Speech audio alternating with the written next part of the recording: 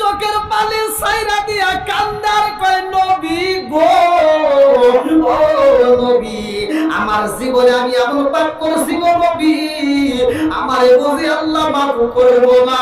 মুসা নবী কয় কি এমন পাপ করলা? ওই মহিলার বলতে পারে না, দুইটা চোখ ভরা পানি না, কানতে কানতে চইলা যায়। আবার পরের দিন এসে কান্দে আর কয় নবী গো,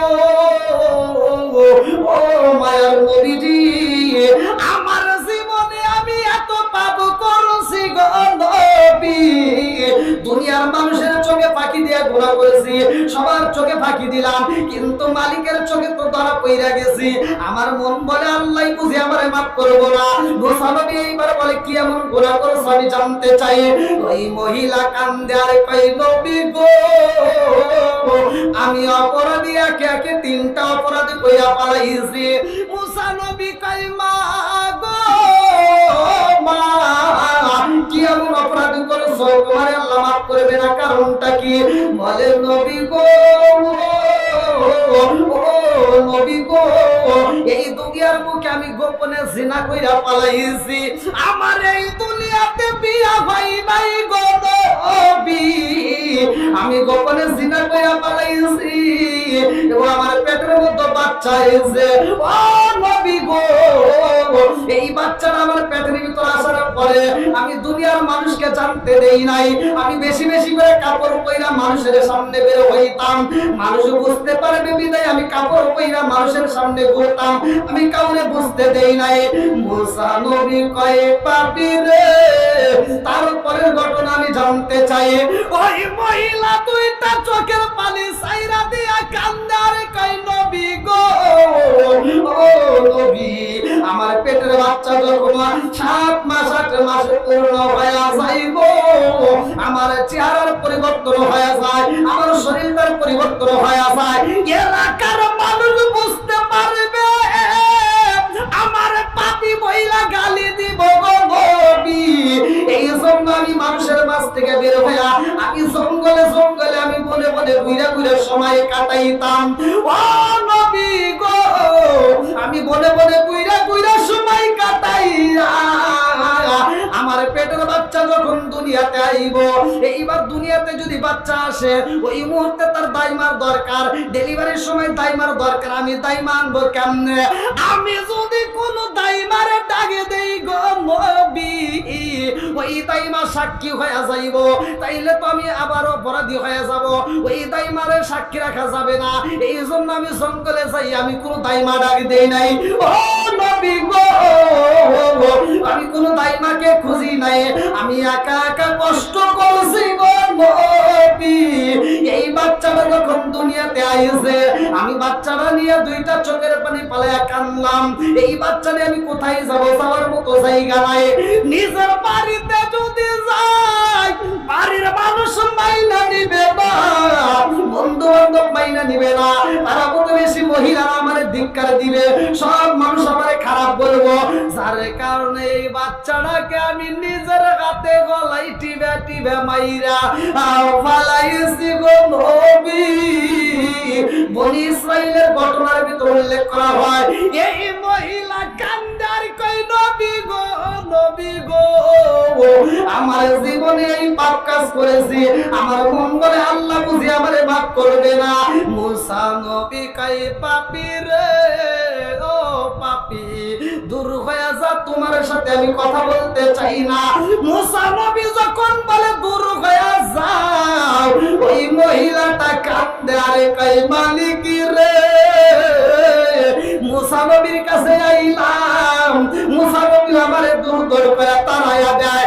এই মহিলা কান্দে আর কই আল্লাহ, এই মুহূর্তে মুসা নবীর দরবারে আমার জায়গা নাই, আমার বুঝি আপন বলতে এই জগতের কেউই নাই, কথা কোন ঠিক কি না? মুসা নবী যখন তাড়াইয়া দেয় এই মহিলাটা এমন ভাবে মালিকের দরবারে চোখের পানি পালাইয়া কান্দে, আল্লাহ ডাক দিয়া কয় জিবরাইল, ও জিবরাইল, মুসা নবী এই মহিলারে তাড়াইয়া দিল, কারণটা শুনে আসো। মুসা নবী কান্দারে কয় ও জিবরাইল রে, মহিলার এমনি এমনি তারাই নাই, এই জমিনের মধ্যে সবচাইতে বড় পাপী হইল এই মহিলা, এই জন্য আমি তারে তারাইয়া দিছি। এইবার আল্লাহ রাগ দিয়া কই জিবরাইল আমার মুসা নবীরে জানাইয়া দাও এর চাইতে আরো বড় পাপী দুনিয়াতে আছে। আল্লাহু আকবার কোন। এইবারে জিবরাইল কই নবী গো নবী, ওই মহিলাকে আপনি বড় পাপী বলেছেন, তার চাইতেও বড় পাপী তো দুনিয়ায় আছে। বলে সে আবার কেমন পাপী? আল্লাহ কই জিবরাইল যেই ব্যক্তিটা মসজিদে আযান হয় অথচ নামাজ ছাইরা দেয়, নামাজ পড়ে না, এই মহিলার চাইতে সেই ব্যক্তিটা বড় পাপী। কথা কোন ঠিক কিনা? কি বুঝতেছেন? হ্যাঁ, আপনার কষ্ট হচ্ছে? একটু চলবো নেই? সবাই বলেন চলবো। তাহলে নামাজের দাম আছে না নাই? একসাথে বলেন আরো জোরে। বন্ধুরা রে আমার ভালো করে শুই না নাও, আমার আল্লাহ কই ও জিবরাইল এই মানুষ যখন আযান হয় নামাজে যায় না, তারপরে ওদেরকে আমি আল্লাহ রিজিক দেই। কথা কোন ঠিক কিনা? রিজিকের মালিক কে? আল্লাহু খায়রুর রাজিকিন। রিজিক দেয় কে? তাহলে অপরাধ করছি, এই দুনিয়ার মালিকের ডিউটি না করলে দুনিয়ার মালিক বেতন দেয় না। আমার মালিকের ডিউটি করি না, তারপরেও মালিক ইচ্ছা করলে কিন্তু আমাকে আপনাকে গলার ভিতর মাছের কাঁটা দিয়া রিজিক বন্ধ করতে পারে। কথা কোন ঠিক কিনা? করে না। কেন করে না? আল্লাহ কয় আমি আল্লাহ তাআলা আদর কইরা ভালোবাসা মানুষ বানাইছি। জোরে কোন সুবহানাল্লাহ। বন্ধুরা রে আমার এত যত্ন কইরা এত আদর কইরা এত ভালোবাসা আমার আল্লাহ মানুষ বানাই, হাদিসের ভাই এই মানুষের দাম আছে না নাই? আমার মুরব্বি বাবাজিরা গো ও সোনার যুগে বলে না ভালো করে শুনা নাও। যেহেতু কবরবাসীর স্মরণে আজকে এত সুন্দর একটা আয়োজন করেছো, আমি সালাউদ্দিন যখন মারা যাব রে ভাই এই দুনিয়ার কোনো বন্ধু বান্ধব কাজে আসবে না। আপনি যখন মারা যাইবেন কোনো বন্ধু বান্ধব কাজে আসবে না। আল্লাহ তাআলা আমাদেরকে বানাইছে মিনহা খলাকনাকুম ওয়া ফিহা নুঈদুকুম ওয়া মিনহা নুখরিজুকুম তারাতান উখরা। আল্লাহ কয় আমি আল্লাহ এই মাটি দিয়ে তোমারে বানাইছি, আবার তোমাকে এই মাটির ভিতরে যাইতে হবে, আবার পুনরায় তোমাকে জীবিত হইতে হবে। কথা কোন ঠিক কিনা? বন্ধুরা আমার আমি কিন্তু প্রথমেই বলেছিলাম জীবন হবে কয়বার? এই আবার এই আল্লাহ বলতেছে মিনহা খলাকনাকুম ওয়া ফিহা নুঈদুকুম ওয়া মিনহা নুখরিজুকুম তারাতান উখরা। আমার ওয়াজটার ভিতর পাওয়া যাবেন আমাকে আল্লাহ তাআলা আপনাকে বানাইছে, আমাকে আপনাকে বানাইছে, আবার আমাদেরকে এখান থেকে নিয়ে যাবে, আবার সেখানে জীবিত করবে। তার কারণ কি এখানে একটা জীবন দিছে, ওখানেও জীবন। মাঝখানে একবার কি হয়েছে? জোরে কোন একবার কি হয়েছে? এরপরে আর কোনো মরণ নাই। কথা কোন ঠিক কিনা? আজকে কবরবাসীর ওয়াজের ভাই কেমনে জানাই আমার মন বোঝে না রে ভাই, কোন ভাষায় তোমাদেরকে বোঝাবো? আজকে আমরা এই দোতরা আমরা কমলকান্দি শ্রীরামপুর ফলিয়া পশ্চিমপাড়া যত কবরস্থানের পাশ দিয়ে যখন হাইটা যাই রে ভাই এই কবরবাসীর খবর নিতে পারি না রে বন্ধু। একটা গরু যখন ওই কবরস্থানের ভিতরে ঢুইকা যায় ওই গরুটা খাবারে খায় ঘাস খায়, এমন কবরের ভিতরে আসাবো হয় যে এই কবরের ভিতরে হাউ মাউ করে কান্নাকাটির আওয়াজও হয়। এই আওয়াজটা দুনিয়ার মুখের কোনো মানুষ শুনতে পারে না, এই আওয়াজটা দুনিয়ার কোনো মানুষ জানতে পারে না, একমাত্র গরু পশু পাখি তরুলতা এরা জানতে পারে। আমার মুরব্বী বাবারা কেমনে বুঝাই রে ভাই? আজি কাই আমি সালাউদ্দিন যখন এই রাস্তা দিয়ে চইলা যাবো রে বন্ধু, আমার গাড়িটা অ্যাক্সিডেন্ট করলে চারপাশের মানুষ আমাকে সহযোগিতা করে, অথচ মরণ নামক একটা আমাদেরকে ফল আমার আল্লাহ খাওয়াইয়া দিব রে ভাই। এমন একটা ঘরের ভিতর আমাকে তোমাকে রেখে দিব, ওই ঘরের ভিতর কোনো সহযোগিতার মানুষ নাই। কথা বল ঠিক কিনা? আমাকে তোমাকে যে কবরে রাখবো রে আমার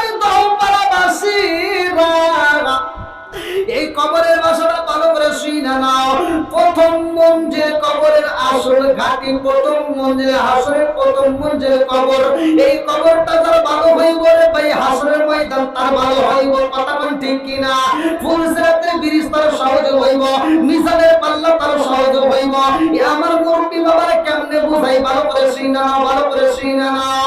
এই দুনিয়াতে আমার আল্লাহ এত সুন্দর করে মানুষ বানাইছে বন্ধু, আমাকে তোমাকে জাহান্নামে দেওয়ার জন্য কিন্তু আল্লাহ বানাই নাই। যদি কোন ব্যক্তি জাহান্নামী হয় রে ভাই, ওই ব্যক্তিটাকে কিন্তু এই চেহারা দিয়ে আল্লাহ জাহান্নামে দিব না।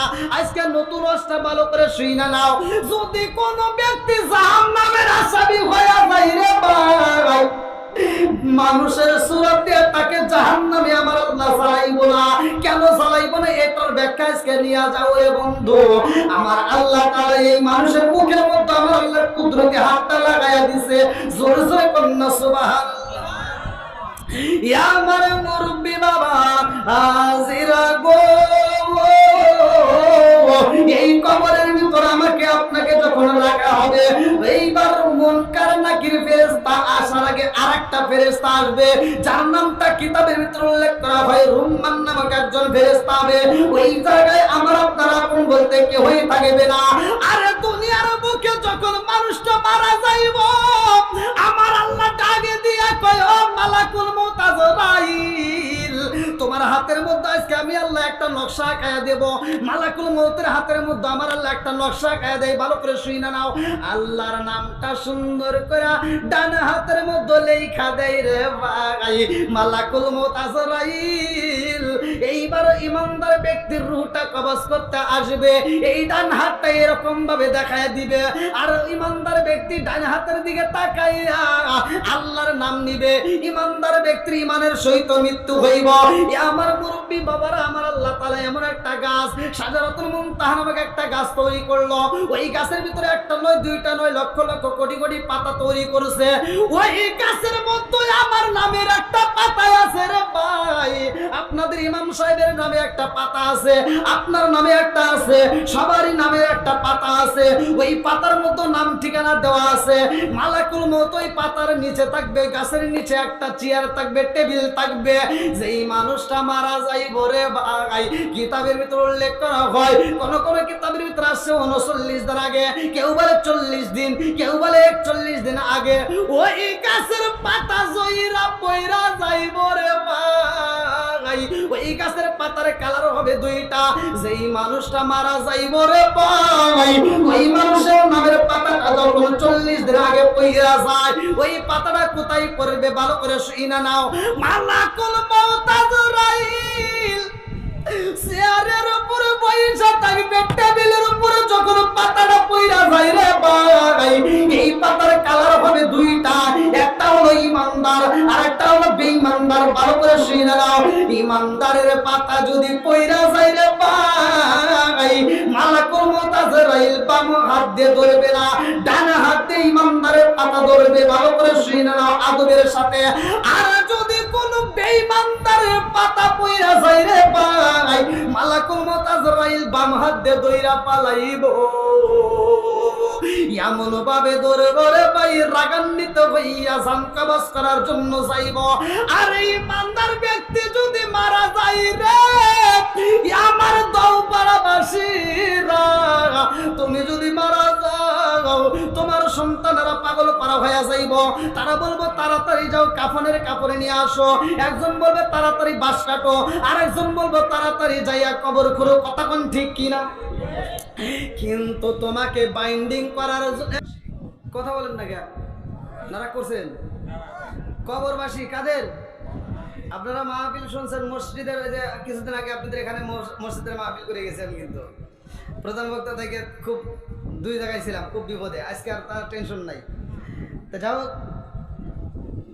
মসজিদের মাহফিল হয়, মাদ্রাসার মাহফিল হয়, যুব সমাজের মাহফিল হয়, পারিবারিক মাহফিল হয়, হয় কি হয় না? আজকের মাহফিলটা কিন্তু কবরস্থানের। কিসের মাহফিল? জোরে কোন, আরো জোরে। এইখানে যতগুলো মানুষ আপনারা বসছেন, একজন মানুষ বলতে পারবেন যে হুজুর আমি জীবনেও কবরস্থানে যাব না? বলতে পারবেন? আবার আমাদের বংশের ভিতর থেকে কেউ না কেউ গেছে, কথা কোন ঠিক কিনা? এজন্য আজকের ওয়াজ কিন্তু আমার জন্য হাসির ওয়াজ নয়, হাসির খোরাক নয়। আজকের ওয়াজটা খুব গুরুত্বপূর্ণ সহকারে শুনতে হবে। আল্লাহ কবুল করুক, সবাই গান আমিন। আর একটু জোরে গান আমিন।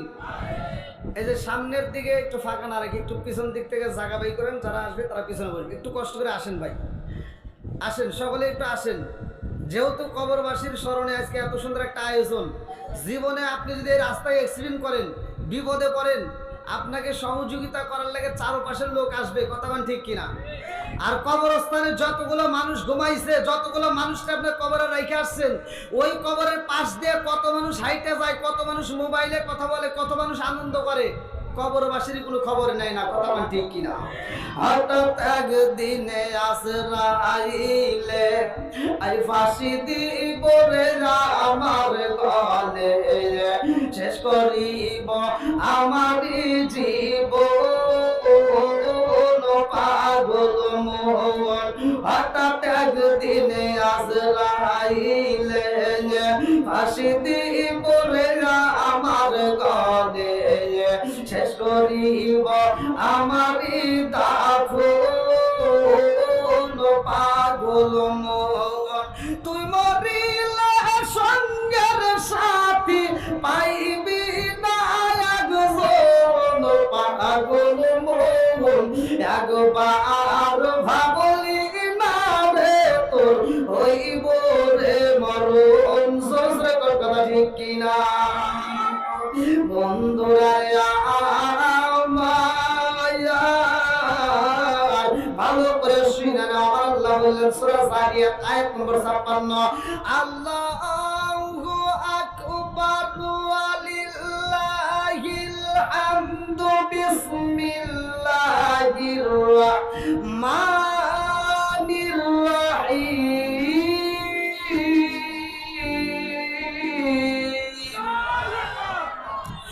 ওয়া মা খালাকতুল জিন্না ওয়াল ইনসা ইল্লা লিয়াবুদুন।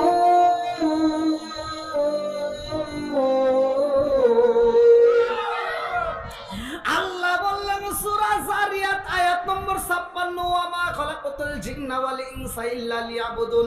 আমি আল্লাহ তাআলা মানুষ এবং জিন জাতিরে বানাইছি, আমি আল্লাহর একটা উদ্দেশ্য হলো ইল্লা লিয়াবুদুন, আমি আল্লাহর ইবাদত করতে হবে। জোরে জোরে বলেন না সুবহানাল্লাহ। একসাথে আওয়াজ দিয়ে বলেন আমরা ইবাদত করব কার? আর একটু জোরে বলেন না কার?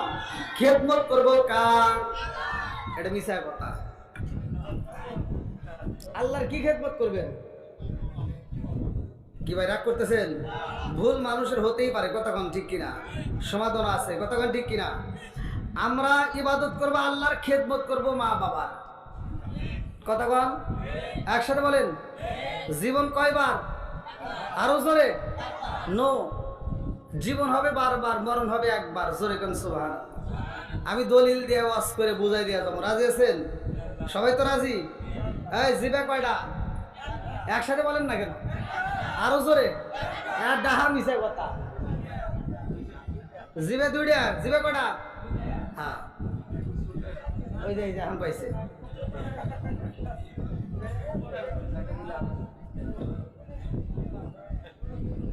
কি কথা কি বুঝতেছেন আপনারা? রাগ করতেছে? হ্যাঁ, এইবার কথা গভীর মনোযোগ সহকারে শুনতে হবে। আমি বলছি জীবন কয়বার? জীবন আরো জোরে। মরণ, জীবন, মরণ। আজকে কবরবাসীর ওয়াজ, এই জন্য আজকে কবরবাসীদের নিয়েই আমি কথা বলবো। কেউ এদিক সেদিক ফলো করবে না, আমার দিকে একদম খুব গুরুত্বপূর্ণ সহকারে শুনতে হবে। আজকে আমি আপনাদের মাঝে কোরআন তেলাওয়াত করি। কোরআন কার বাণী? একসাথে বলেন। আল্লাহ বলছেন ওয়াইদা কুরিয়াল কুরআনু ফাসতামিউ লাহু ওয়া আনসিতু লাআল্লাকুম তুরহামুন। আল্লাহু আকবার কর। যেইখানে কোরআন তেলাওয়াত করা হয় তোমরা মনোযোগ সহকারে শুনবা, কারণ লাআল্লাকুম তুরহামুন, তোমাদের উপরে আমি আল্লাহর রহমত বর্ষিত হবে। জোরে কোন সুবহানাল্লাহ। তাহলে আমি কোরআন তেলাওয়াত করি আর আপনারা মনোযোগ সহকারে যদি শুনতে পারেন, আমি পড়লে যে সওয়াব, আপনি শুনলে কি হুজুর কথা বল না গিয়া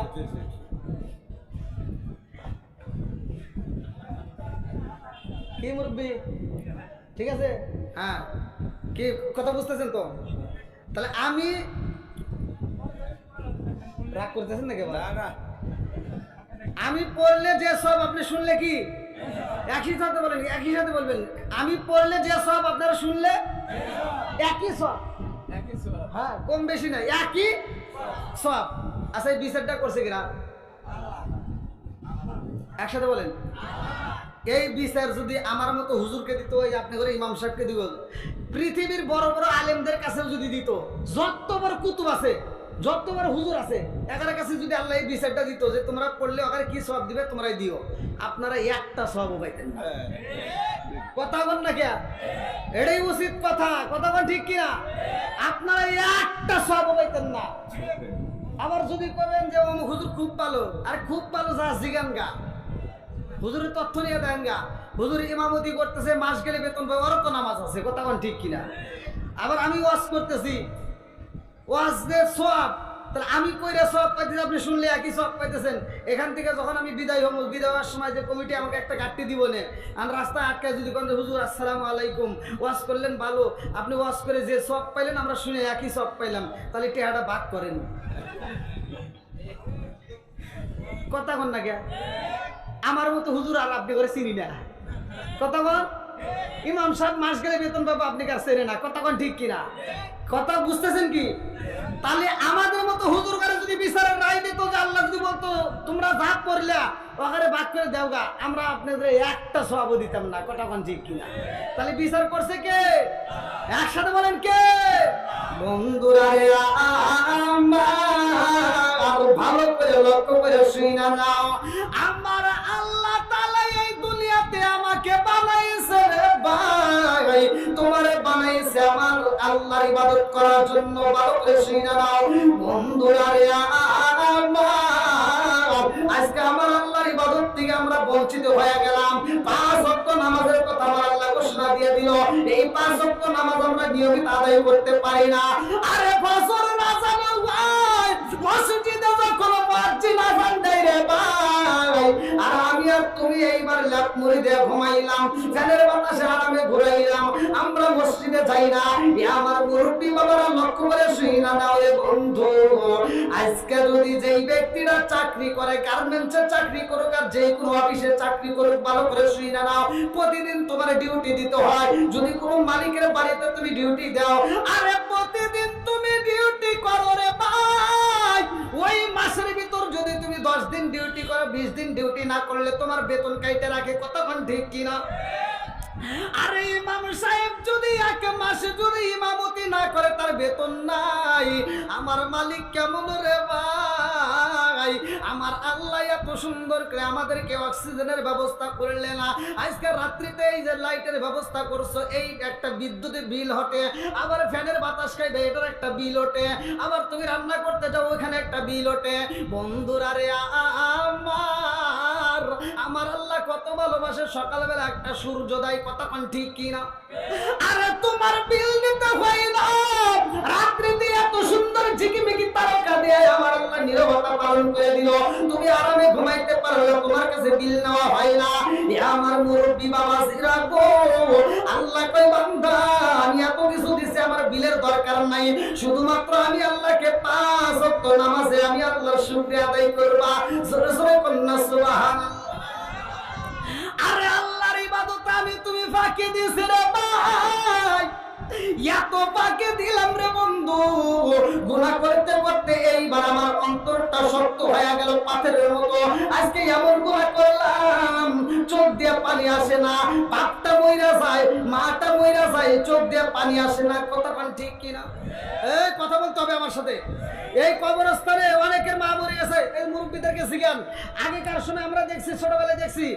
যদি কোনো বাপ মা মরে যাইতো পোলাপান কান্দে পাগল হয়ে যেত কথা বল আর এখন বর্তমান বাপ মা মরে গেলে পোলাপান মাটি দিয়া রাস্তায় এসে চাষটালে বসে চা খায় আর গল্প করে কথা কন না কে আছে না নাই বন্ধুরা রে আজকে হয়তো গুনাহ করেছি, মনে মনে কল্পনা করতে পারো আমার আল্লাহ আমারে বুঝি মাফ করবে না। আমার মুরব্বী বাবারা, ও সোনার যুবকের দলে বাবা, জীবনে কি গুনাহ করছো? আল্লাহ বললেন লা তাকুনা তুমি রহমাতিল্লাহ, আমি আল্লাহর রহমত থেকে নৈরাশ হইও না। জোরে জোরে কন্যা সুবহান।